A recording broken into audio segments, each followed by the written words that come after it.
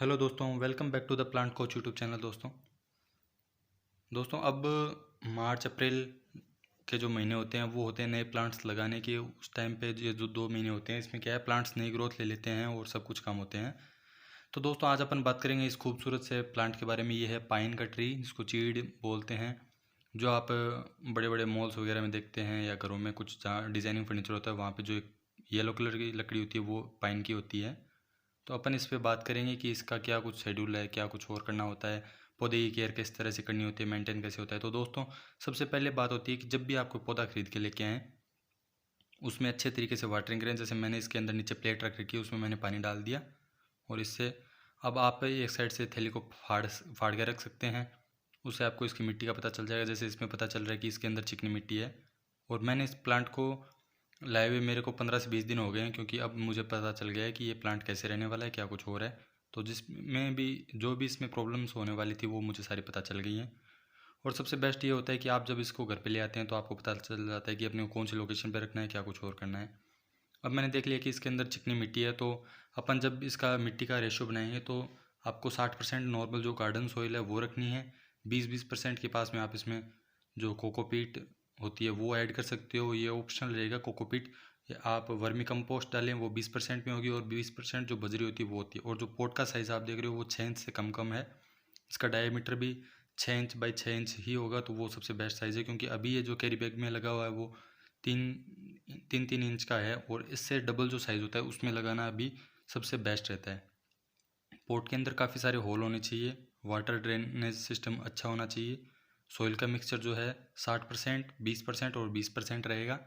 और उसके बाद में आप जो भी है इसकी जो आपको केयर करनी है वो होगी, क्योंकि सबसे पहले जो पोट का साइज़ होता है वो मैटर करता है। तो दोस्तों अपन बात करेंगे इस पौधे की प्राइस के बारे में। तो ये जो प्राइस रेंज इसकी रहेगी वो आपकी रहेगी लगभग 100 रुपये से लेके 150 रुपये के बीच में। और ये आप देख सकते हो पेबल्स हैं जो कुछ, ये मैं इसको डिज़ाइन करने के लिए इसका पोट में इसको लगा के इसके बाद में ये इसमें भी डाल दूंगा। तो इससे क्या होगा, पौधा एक अलग निखार रहेगा। इस पौधे को मैं थोड़ा घर के अंदर ही रखने वाला हूँ, पूरे दिन की धूप इसको नहीं दिखानी है। सुबह सुबह का जो टेम्परेचर है वो इसके लिए बेस्ट है, क्योंकि हम राजस्थान में तो उतना टेम्परेचर हाई जाता है तो उससे पौधे झुलसने लग जाते हैं।